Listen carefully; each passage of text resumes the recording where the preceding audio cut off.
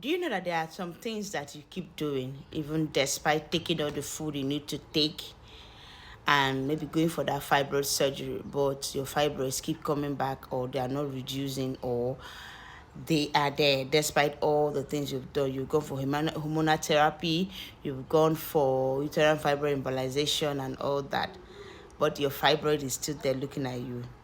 There are some things that you do that are not friendly with fibroid, lifestyles that you do that are not friendly with fibroid. I'm not going to push it too much. I'm going to just talk about two. There are two things you keep doing that are not okay with your fibroid.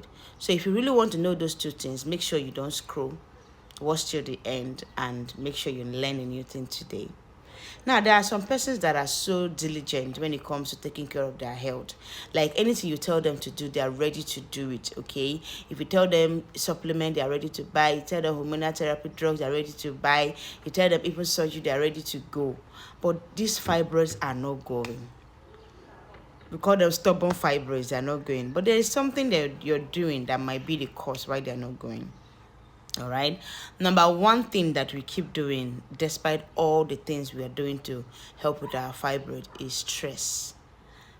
Like most of us, stress and fibroids are two opposite poles. They don't agree at all. And the thing is that women these days are extremely stressed. You talk about family, they are there. You talk about finances, they are there. You talk about emotional stress, they are there.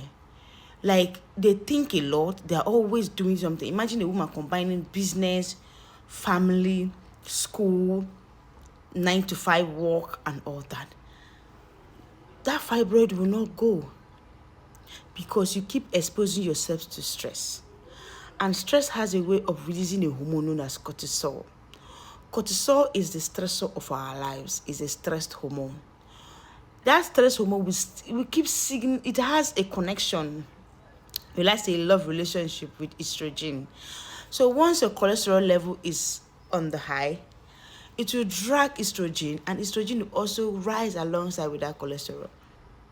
And you know, fibroid and estrogen, they are brother and sister, or father and pikin. So once your stress level is high, then your cortisol level will be high. It's a chain reaction. Your estrogen will be high, and that will help in the increased growth of your fibroids.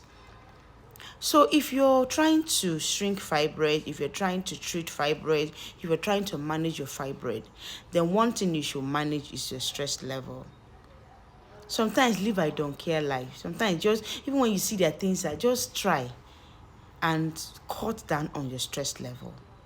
I tell you, if you take all the things, you take the supplements, you go for the surgery, you take all the hormonal therapies, you observe all the lifestyle, and you cut down on your stress, then your fibroids will give away for you.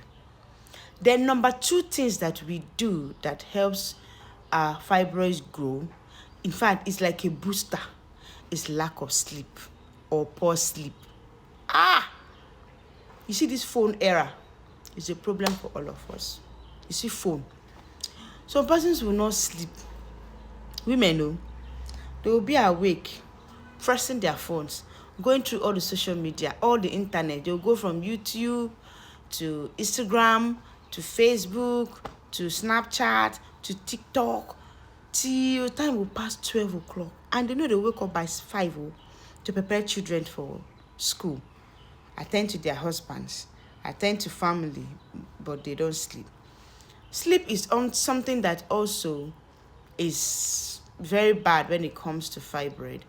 The less sleep you have, the more your fibroids will grow, because it still has a way of bringing that stress hormone, and that will also lead to increment or increase in your fibroid growth. So please, if you know that you are battling or trying to solve fibroid, or trying to shrink fibroid, or trying to treat fibroid, then I think you should cut down on your stress level and have a good sleep. If you observe these two things, then alongside with all the medical treatment, the ginger, the turmeric, the green tea, and all that you're getting, then I bet you your fibroids will give way. So please work on your stress level and have a good sleep. If this video was helpful, make sure you like, you share, you comment, you save for future references. I remain my humble self, Dr. Comfort, and this is Health Talks with Dr. Comfort. Do have a lovely day. Bye.